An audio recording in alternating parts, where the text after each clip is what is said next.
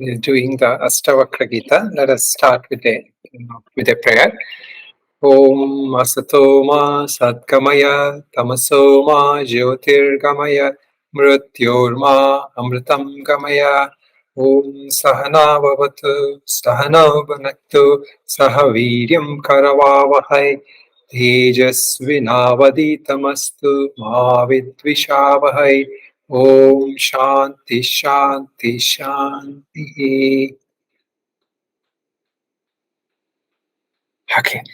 So we have been doing Ashtavakra Gita, and we are doing just looking at the teachings from not going through every verse, but we are going through the important verses that explains to us most of the concepts related to Ashtavakra.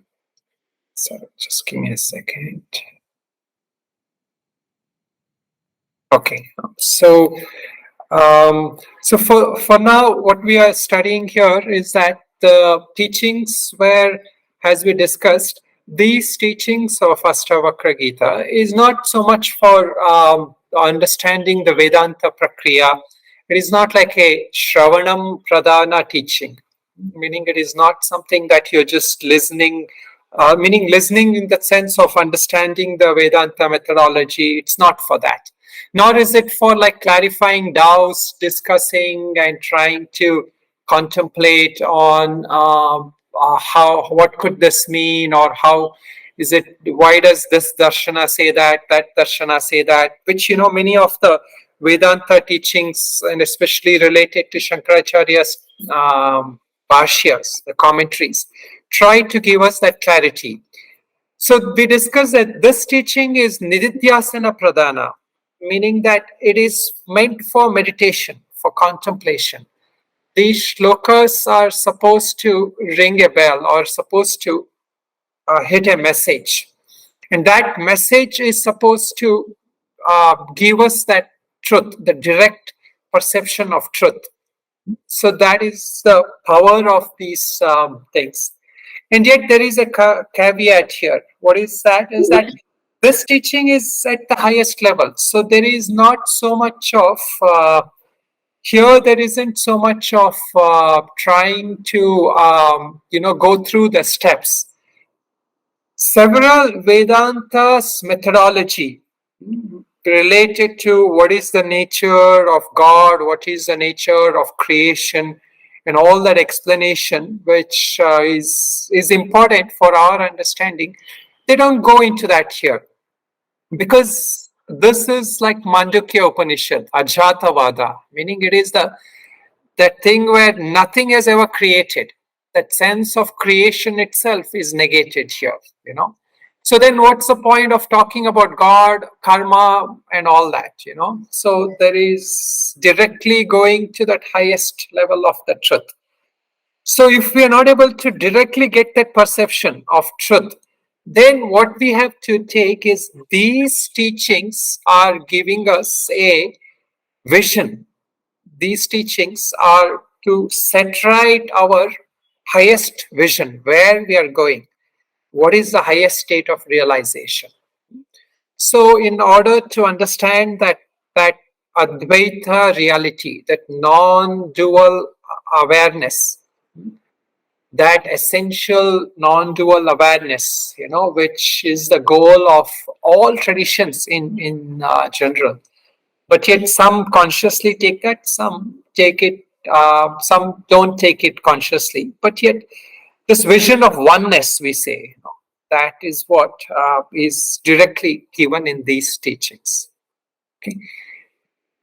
So I guess my connection is clear enough. All of you are able to hear. Okay, good. Okay, so the next now thing is that we have done the 7th verse, and we will start from there. So those of you who have the teachings, you can refer to that. But if not, I will just translate. And if anybody doesn't have, you can just message me. I will send you. So we are doing the 7th verse. So 7th verse, it is said that Eko drishtasi sarvasya mukta prayosi sarvada ayameva hite bandho drishtaram pashyasitaram You are the one witness of everything and are always completely free. The cause of your bondage is that you see the witness as something other than this. So we discussed this first point, and I will just briefly explain. Eko drishtasi sarvasya.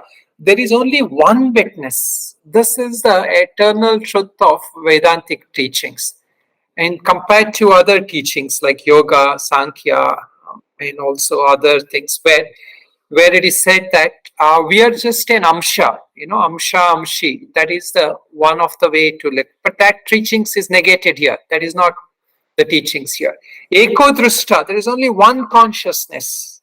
There is not different consciousnesses here, like multiple purushas, which the yoga talks about. So that is not the thing here. Then what happens that why is it that I am experiencing this world? And that reason you're experiencing the world is the cause of your bondage. So here this is also said in Yoga Vasishta, drishta drishyasya bandhaha, meaning that seer is bound by what is seen. Meaning the world which I perceive and people as separate from me, all this thing that I'm perceiving is the cause of me having this subjective awareness. So if you look, we explained this last time, right? Like if I'm looking at something as a subject. So first sense of subject is the eyes. If I look at something, the eyes is the subject and this thing is the object. Slowly I shift to the mind as a subject, and then my thoughts, all my thoughts, perception, that become the objects. Now here, that sense of seer, that one who is still that subject, what happens when there is a subject? There has to be an object. So the sense that there is an object binds that subject. So if you can't relate to subject and object, take it as seer and seen.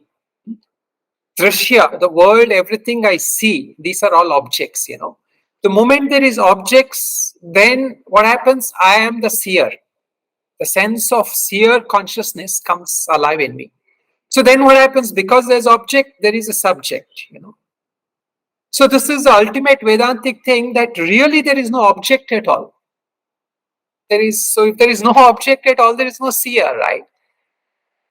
So see the relationship, like if you say, this person is my brother, or this person is my father, or something like that, you say, then your relationship, you being the brother or you being the son, is subject to you having that father or brother, right? So if there isn't that brother at all, then there is no relationship. If like somebody who doesn't have a brother, they only have sisters, or they don't have any siblings, then there isn't that relationship at all. They cannot be called as a brother at all, right? So that identification is no longer there. So every relationship is a relationship between I, the seer, and the object that is seen. So for example, if you're not understanding this, then think of this. So now I show you this thing, you are all seeing it, right? Now, if for some reason you are sleeping and I show you this, your eyes are closed, this object is there, but it is not there in your awareness at that point, right? So similarly, that sense that things exist in the world is there when we are bound in avidya, ignorance. When there is avidya, there is a sense that this world exists, and this is, the famous quote of Ramana Maharshi, where he was asked, why don't you go around teaching in the world? Why don't you help the world? Because the world, everybody is suffering, So he simply asked the question, who is it that is suffering? Meaning, is there really somebody who is suffering? That sense we are suffering is because there is avidya, we are caught in this avidya. And so that avidya makes us think that there is a world, and then there is a sense of suffering, So, I mean, of course, the idea is you have to understand the teachings correctly. That understanding is that once you realize, like as he realized, there is only consciousness, then really there is no suffering. There is nobody you have to go out and free them from. Everybody is already free. So that is that high state. Okay. So now we will move to the next slokas because many of these concepts will get covered in different ways. So sloka number 8 and 9 together. I will say. Aham kartetyaham manam. Aham kartetyaham mana mahakrishna hidam shitaha. Naham karteti vishwasa mritam pitva sukhi bhava. Eko vishuddha bodhoham iti nishchaya vagnina. Prajvalya gnana gahanam vita shoka sukhi bhava.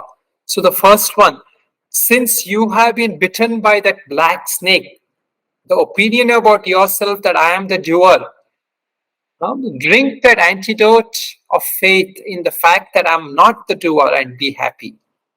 And the second one, burn down the forest of ignorance with the fire of understanding that I am that one pure awareness and be happy and free from distress.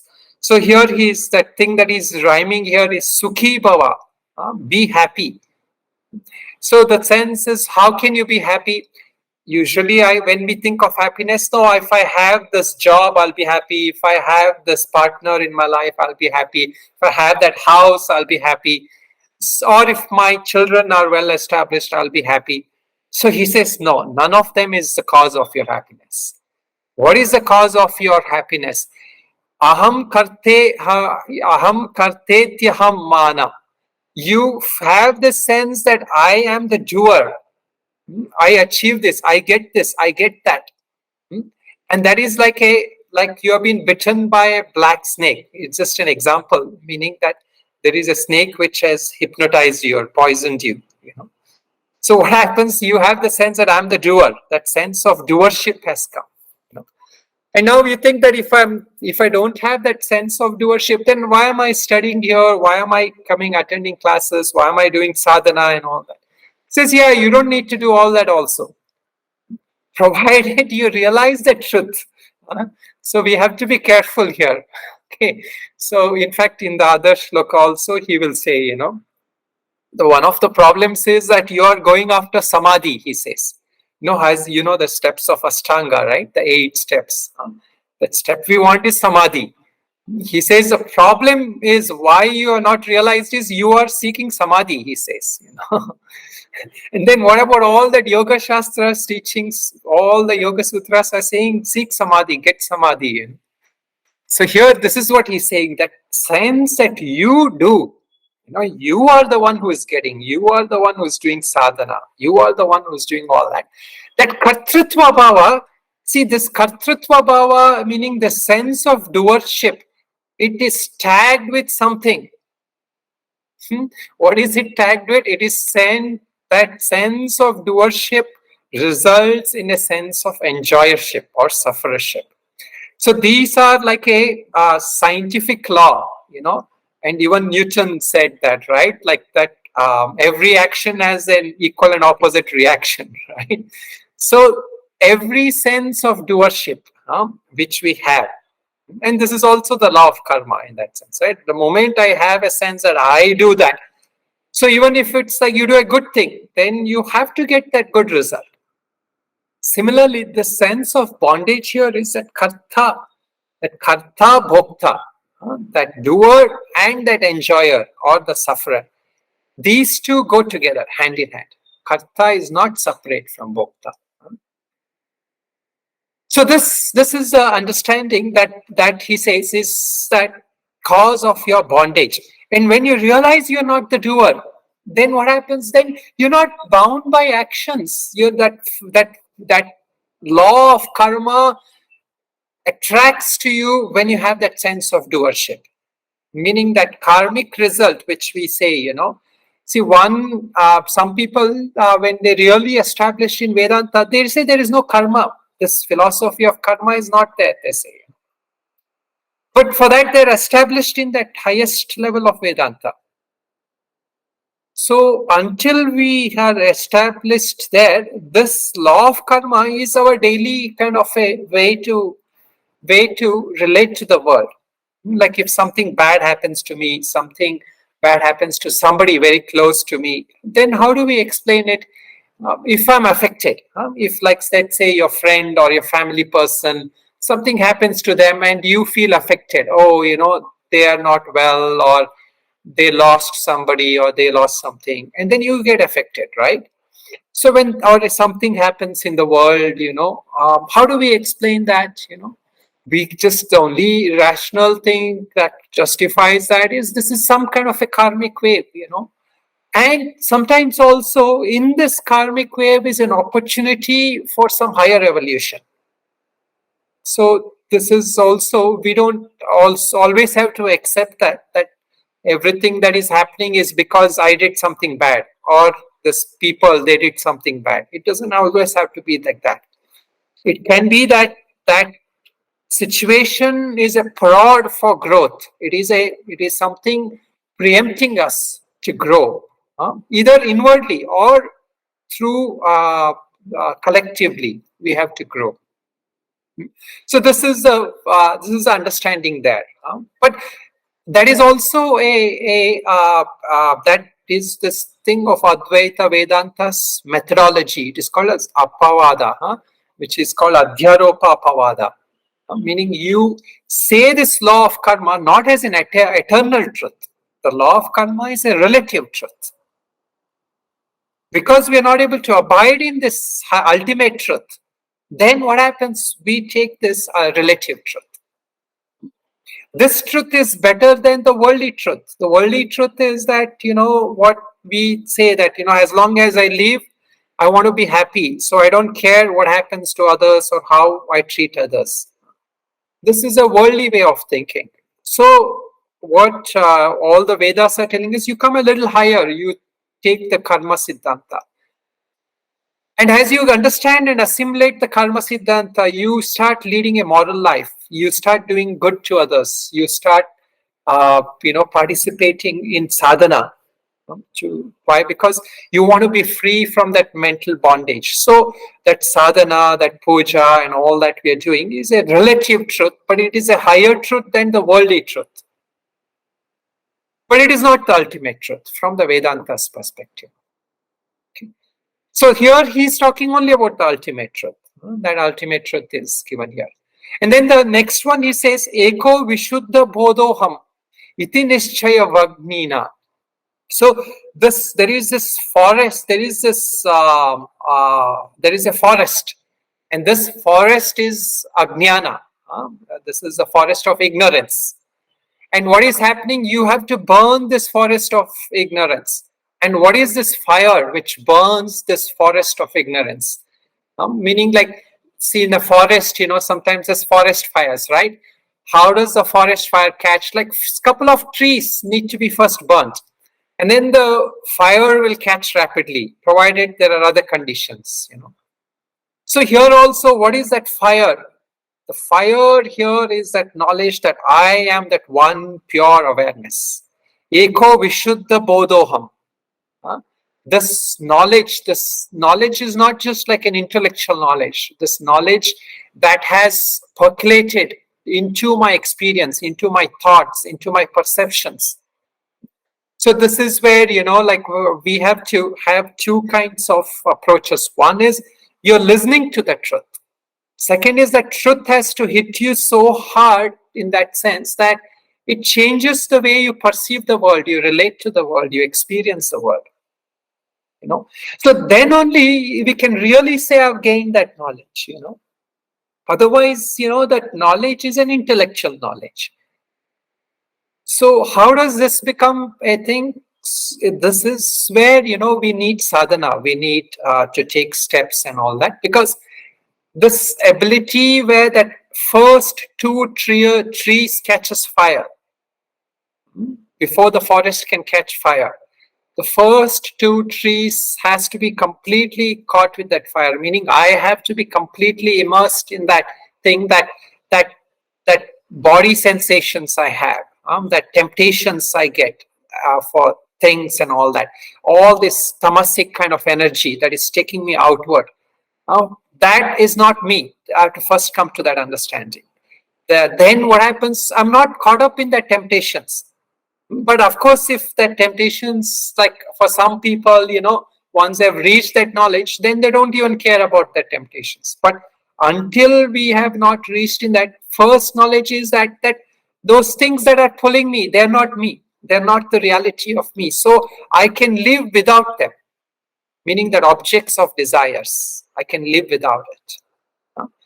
So that is that echo. He's saying that sense of oneness, that I'm free. I'm not bound by that. So that is the first things. That is that tamasic forest, that tree that is burning. The next tree that is burning is a rajasic tree. That sense that where I want to be the doer, as he said, that I want to achieve things, I want to go after things. That rajasic tree also has to burn. So here the example, one other way to look at it is, if you go along with me with this example, that you're burning the 2 trees to start with before the whole forest catches fire, right? So the first tree is a tamasic tree. The second tree is a rajasic tree. Now what happens? That stick that you're using to burn this rajasic and tamasic tree, what is the stick? Anybody can guess? The sattvic stick. This is a sattvic stick. Okay, good, very good. So you need that sattvic stick to burn the tamasic and rajasic stick. And then what do? According to Ashtavakra, you throw that sattvic stick into that forest. But not before the tamasic and rajasic stick trees have been burnt. Because if the tamasic tree is half burnt and you throw that sattvic stick, what happens? That stick will burn out, that water will douse, and that tamasic tree will still, after a few years, grow new fruits. And you have to enjoy those tamasic fruits again. So that sattvic stick, you keep it until the trees are completely burnt. Then you throw that sattvic stick into that forest. So here he's saying that forest of fire is burnt using this stick. Burn down the forest of ignorance with the fire of understanding that I am one pure awareness. That one drashta we talked about, that one consciousness. And that consciousness is not that I am this consciousness and you are not that consciousness. It's not like that. We all are that one consciousness. But with the body and mind edifications, I say I'm Swami and you say you are so and so. Okay, and then he continues here and he says, and be happy. This is where you really gain happiness, the true happiness. Okay, now the shloka 11. Mukta bhimani muktohi buddho baddha manyapi kimvadanti hasatyeyam yamati sagathir bhaved. So here this is a thing. He says, if one thinks of oneself as free, one is free. And if one thinks of oneself as bound, one is bound. Here the saying is true. Thinking makes it so. Thinking makes it so is not probably the best translation. Yatha mati sa gathir bhavet. As is your philosophy, so will you move. So this is why we say, there are so many darshanas in India. We have about 9 recognized darshanas. 6 of them are aligned with Vedas.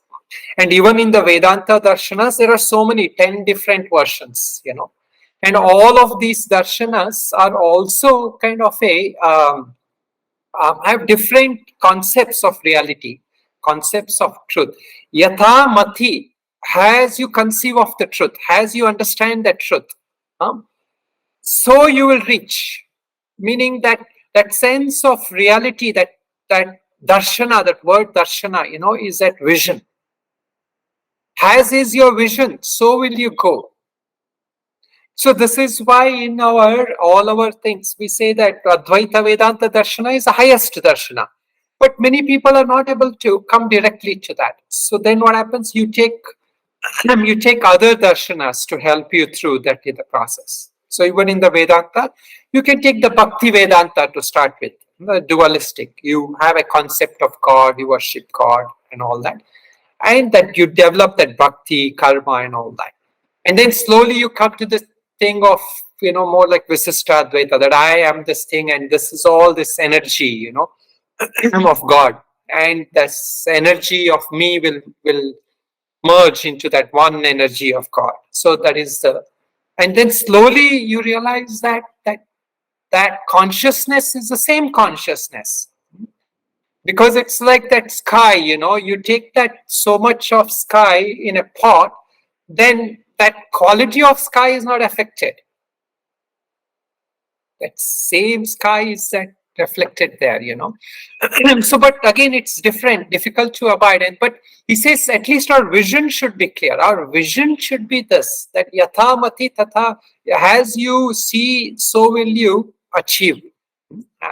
So that right vision is necessary. And this is what we are also doing, in these classes. We are trying to connect that vision that as some teacher used to say, that this is what is this vision correction of Vedanta? It is that I correction, meaning like vision is when we say I correction is I, right? But here it's not that I, it is that I, that word I in English. That correcting who am I? That getting that right sense of who am I? Because we have identified ourselves as this body, this mind, and also as individual consciousness. These are all wrong I concepts. So this correcting this I correction, this is a Vedantic vision. Okay, now the sloka number 13. Kutastambodhamadvaitam atmanam paribhavaya abhasoham brahmam muktva bhavam bhavya mathantaram. So here he says, meditate on yourself as motionless awareness, free from any dualism, giving up the mistaken identity that you are just a derivative consciousness, anything external or internal. So here it is actually a reference to this one of the concepts of Vedanta, which is called as abhasa. Abhasa. There are three kind of vadas, which in Advaita also. See, this is where, even when you study, there are so many different concepts that come. There are three versions of Advaita Vedantas. One is called as Abhasa Vada. Abhasa Vada means like a reflection methodology. You can say Abhasa Vada, or a reflection perspective. Then one, not reflection, abhasa you can say roughly reflection. Pratibimba is also reflection, but it's a little different kind of reflection. There, abhasa vada's reflection is like if there is a space in the sky and there is space in the pot, so they say this space and that space is the same space, but yet this space is kind of a reflected in that water here. And that space is reflected in that clouds, that's big. So that is the abhasa. So pratibimba here is like reflection in the mirror. Like if I'm sitting in front of the mirror, that is the reflection. What is the sense when I look at that mirror? What is it I'm seeing in the mirror? When I see the mirror, is it, what is it that I'm seeing? Seeing my own image. Seeing my own image, right? But in reality, what is it that you're really seeing? Are you seeing an image or are you seeing yourself? It is just a reflection, Swamiji. Reflection of image. It is not real. It is not real. But what is there you're seeing? Seeing myself. Seeing myself. You're seeing yourself only, right? So you see yourself only there. So this is that. The reality is yourself, you are seeing that. Of course, it is an image, as you said. But that is as much you as it is here, So that is a pratibimba vada. And then avacheda vada, meaning you're limited by that pot. If there is that space in the pot and there is space in the sky, that space is limited by that pot. So these are different approaches to understanding. So, but here he says, even that reflection is not you. See, that as you were saying that that is an image, right? That is true. But really, who is it? It is you only. So as long as you are there, that mirror will reflect it. So this is, he says that drop that notion that you are a reflection. So if you think that that thing in the mirror is my reflection and not you, then that reflection has a separate entity by itself. It becomes a separate individual. So clearly, like that, we are not separate from that God consciousness. That our consciousness and God consciousness is that same. And that is that one kind of a identity here. So drop that, he's saying, drop abhasoham brahmam muktva. Be free from that notion that I am a reflection. Then what happens? Your bhavya, that body, external, is also not you. Antara, internal, meaning that sense of mind and I as a subjective. See, many people many people these days are not so much. Maybe they can understand that I'm not the body and all that, but mentally they're going through still a lot of psychological problems and all that, right? So it is not like just even this thing of saying that go inside is also not the proper teaching. We say that because that person is externally caught up. But many people have psychological issues where they're only seeing inside, they don't connect to the outside world. So can we say they're all yogis, they're running that whole story in their own mind, their whole mind is tormenting them. So this is why we have to be careful, even when we say look within or go within, we are not saying that within in your thoughts, in your mind.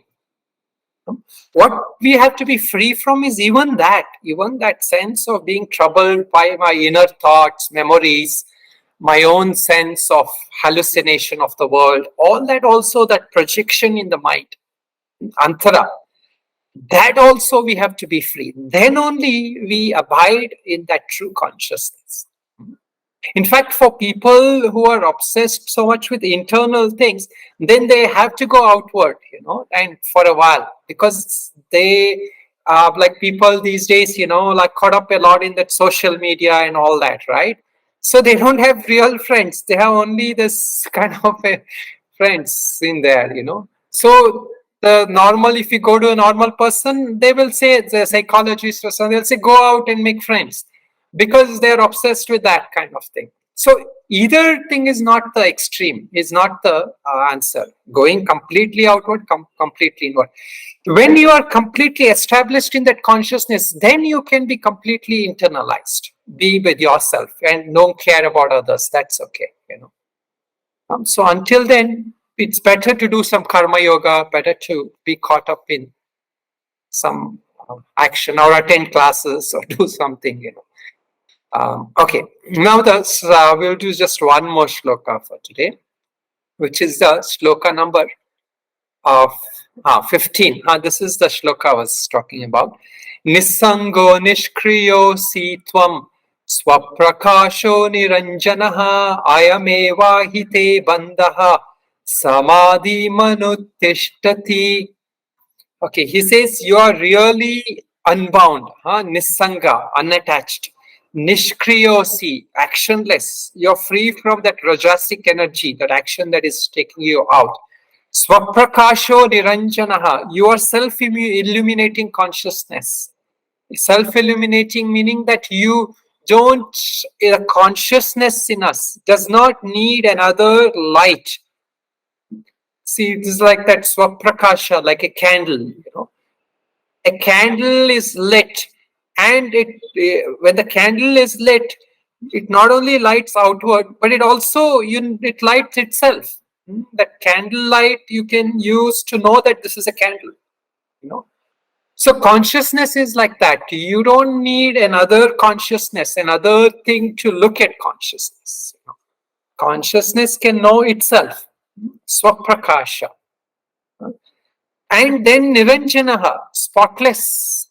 No matter how many bad things we might have done as such, that karma bondage is at the level of body and mind. Consciousness is not bound. It is always pure. Whatever it has gone through, consciousness is always clean. It is always safe. Pure and clean. Ayameva hi te bandaha. The cause of your bondage is what? And here he delivers a big thing which kind of destroys the whole yoga's approach. Samadhi manutishtati. You are trying to get to or abide in samadhi. So here he is negating. This is the ultimate negation. The negation is that here he is not interested in establishing the samadhi prakriya. See, this is why is this so? Is because that all those paramparas are developed on that guru and shishya, right? There is a guru, shishya, and shastra teachings are there. So what is all this for? And this is where, we come to a very deep, profound understanding that if Vedanta's teaching were to be another kind of, just how another religion would be. Like, for example, we take some religion or we take some teacher and all that, then what happens? Initially you get attached to them, you follow them and all that, right? And you also follow the teachings. They say, okay, do puja, do mantra, do all these things, and then you follow them and all that, right? Now, all this you're doing, is it because you ultimately, we talk about surrender. Is it ultimately so that you become their slave or you become another religious fanatic? Is this what it is leading to? So this is where Advaita Vedanta says all these are not the ultimate truth. These are steps on the path. The goal is that you are come to that knowledge that you don't need a teacher. You are free. You don't need religion because that sense of you being a consciousness is not bound by having a religion. So this is where the highest truth Advaita Vedanta is taking us to, is that sense of guru, shishya, that shastra, all these are like the boat that is taking you to cross that river. So when you reach that other shore, you don't kind of sit on the boat. You don't kind of say, okay, I came in this boat, so I will stick on this boat. The real teacher there has actually taught you to that extent that teacher says, now it's time for you to get off the boat.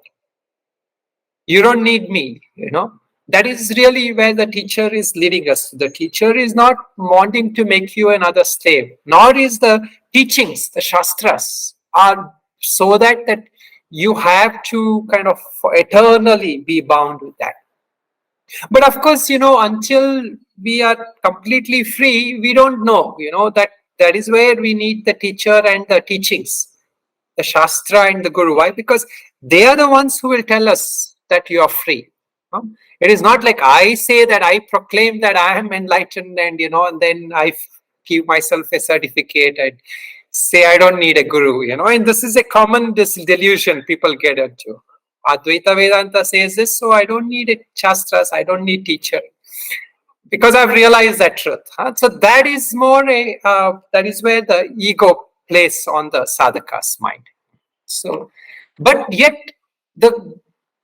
if you really understand that when you are surrendering, when you're following that path, you're doing it because you know that the goal is to be free. That you at one day will be that inner guru, we say. That inner guru awakens in you. When that inner guru awakens in us, then we can be free. So, and then what happens? Then the path is not necessary. That thing to get to samadhi. Samadhi is necessary because our mind is so restless. Our body is not in control. So that samadhi helps that mind to become so pure, so focused, that the truth will kind of click right away. That ability to put the mind where I want it, that is the first thing that samadhi has been established. That 5 steps of yoga, the 5 vrittis you are going through. We come to that ekagrata, and then that niruddha has happened. That focused mind is that mind which is free from all thoughts, unwanted worldly thoughts. Then what happens? There is only one thought that will stay, which is this Brahmakara Vritti, that I am that pure consciousness.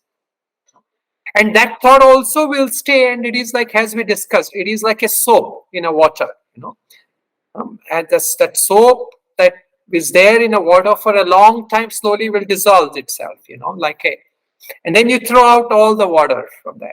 So similarly here, this path is the path that is leading you to your self-realization. It is not leading you to the Guru's realization. Of course, we say that the same realization all the rishis have had, but yet it is a self-realization. It is your self-knowledge. So this is the ultimate freedom, that freeing yourself completely. This is a vision that the goal of Vedanta is leading us to. It's not that we are surrendering because we have to blindly follow, become a fanatic and all that. It is helping us go on the path using reason, using feeling, use all of this together. Okay, so I think some of the main concepts we have covered, but at the same time, many other concepts, will also come. And the other point here is that we have to also realize that in the first few slokas, he had established whom this is for. So, like the first, when Janaka asks him, how do I get knowledge? Katam jnanam avapnoti, katam muktir bhavishyasi. So there, Ashtavakra didn't start with this teaching right away. There he said that if you are seeking liberation, what did he ask us to do? He said, Shama, Arjava, Daya, Toshi, Satyam. Practice tolerance, practice sincerity, practice compassion, contentment, and truthfulness. This you have already practiced, and then these other teachings are given. And also you have attained that vairagya, because that is implied in the question that Janaka asked, Vairagyam cha katham praptam. How do I get this passion? So once that mind is pure, that sadhana has been done, and in one extent also you have attained samadhi, then he's saying you drop that samadhi now. That is no longer necessary. And here also we have to understand that we may have that inclination, like it is clarified in Yoga Vasistha. We may have this truth. We may feel that, okay, I believe this, I am able to go by this, So those of you who are able to go by this is good.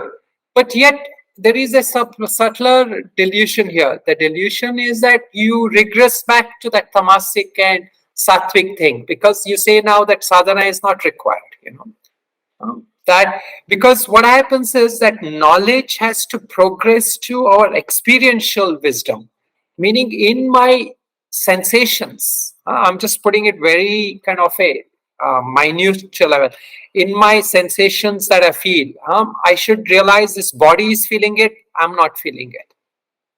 In my thoughts, okay, like if I have thoughts of liking and disliking extreme towards some things, I know that this mind is operating like that, but I am free even at this business. Raga dvesha is happening at the mental level, and I am free from even that.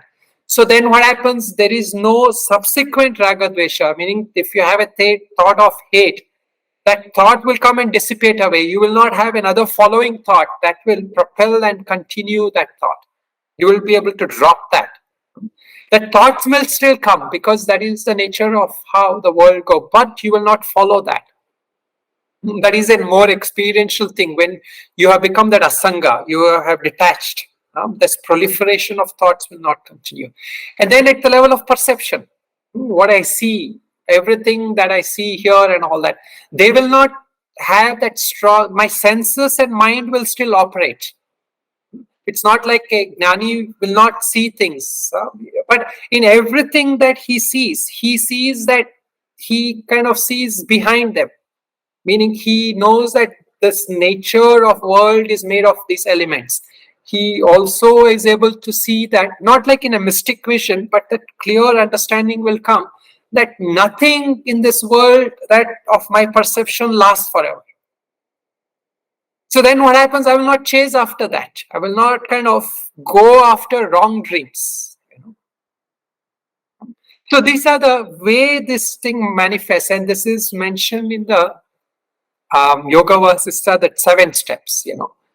After that 4th step of understanding this knowledge, the next step is where you start breaking that fetters of bondage. Really, that knowledge is that first part, but there is still 3 more steps to go. That 5th, 6th, and 7th step. Okay, so we will leave it at this. And so again, as we all know, these are just we are doing because we have the vision. Once we have done this, then once we go into the teachings of Upanishads and all that, we'll be able to understand where we are heading, how we are heading. So these are just a direct pointer to the highest vision. Okay. All right then. So we will continue a few more sessions. Maybe some more sessions of this Ashtavakra. My thing is, at least we will go through the important shlokas of the 1st and 2nd chapter, because in the 2nd chapter, what happens is, hearing this knowledge, because Janaka came to him with a very pure heart, right? Hearing this knowledge, Janaka is immediately awakened. So he then expresses his knowledge. So we will try to cover some of the shlokas in the 1st chapter and some shlokas in the 2nd chapter. Okay. Yeah. And those of you who want to kind of also practice this shlokas, it is good to recite and read. If not the Sanskrit, you should also try to read the English. Say good ones to just keep reflecting, because these are embedded with the highest truth. Even if, see, those who are getting it, then it's good. But even if you feel that you don't get it, I would say just continue listening, because the power of these things is not working at that level of just language. These words operate at a much deeper level, subtler level. Some of our samskaras, some of our thinking patterns, visions, they also get transformed. Okay, so I'll just say a closing prayer. Om Purnamada Purnamidam Purnat Purnamudachyate Purnasya Purnamadaya Purnameva Vashishyate. Om Shanti Shanti Shanti.